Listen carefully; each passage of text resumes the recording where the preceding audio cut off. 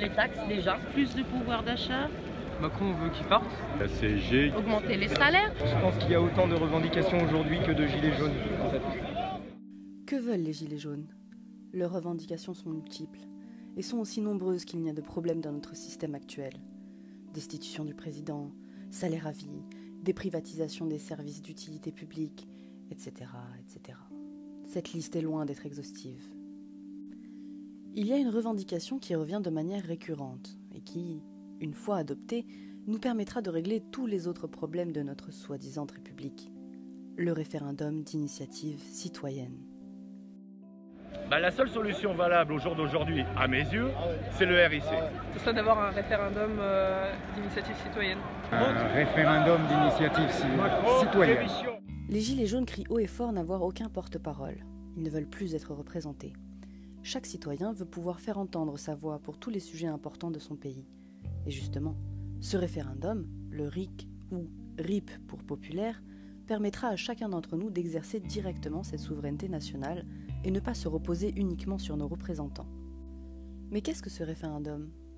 Le RIC est une procédure législative dont l'initiative appartient exclusivement au peuple. Il suffira de rassembler un certain nombre de signatures et une fois ce nombre atteint, nous pourrons imposer un référendum et demander à toute la population ce qu'ils pensent d'une action. Nous pourrons ainsi modifier la Constitution, réfuter des traités, revaloriser des lois, révoquer un élu, etc. Cette procédure fait du peuple le législateur en dernier ressort.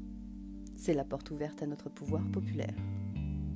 Dans notre système politique dit représentatif, les citoyens, une fois leur bulletin mis dans l'urne, n'ont plus leur mot à dire pour les 5 années à suivre. Et nous avons bien vu les dérives de ce système. Voici l'article 3 de notre Constitution. La souveraineté nationale appartient au peuple, qui l'exerce par ses représentants et par la voie du référendum. Il faudra le modifier en rajoutant quelques mots.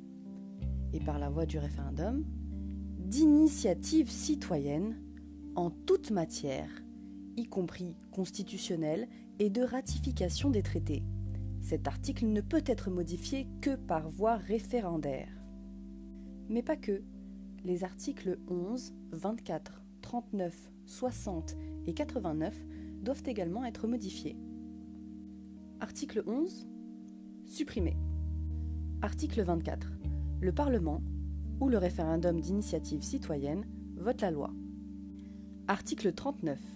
L'initiative des lois appartient concurremment au Premier ministre, aux membres du Parlement et aux citoyens.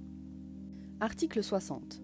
Le Conseil constitutionnel veille à la régularité des opérations de référendum prévues aux articles 3 et 89 et au titre 15.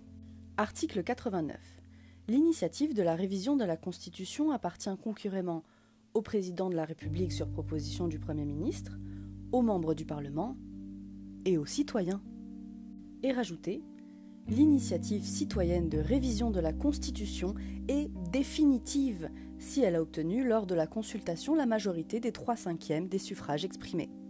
Une fois cela instauré, quels en seront les bénéfices ? Plus de fausses promesses. Un élu nous promet monts et merveilles mais ne s'y tient pas une fois en place. Rick! La maîtrise de notre destin. Nos représentants ne s'activent pas sur un point qui nous tient à cœur. Rick! Évite le gaspillage de l'argent public. Une pharaonique dépense inutile en vue. Rick! Une arme anti-corruption. Un élu favorisant un projet de loi qui servirait leurs intérêts. Rick! Une meilleure concertation. Nos représentants ne veulent pas prendre en compte nos réticences sur certains points d'une loi qu'ils veulent mettre en place. Rick! Une meilleure stabilité juridique. Une loi adoptée par un camp ne convient pas à l'autre.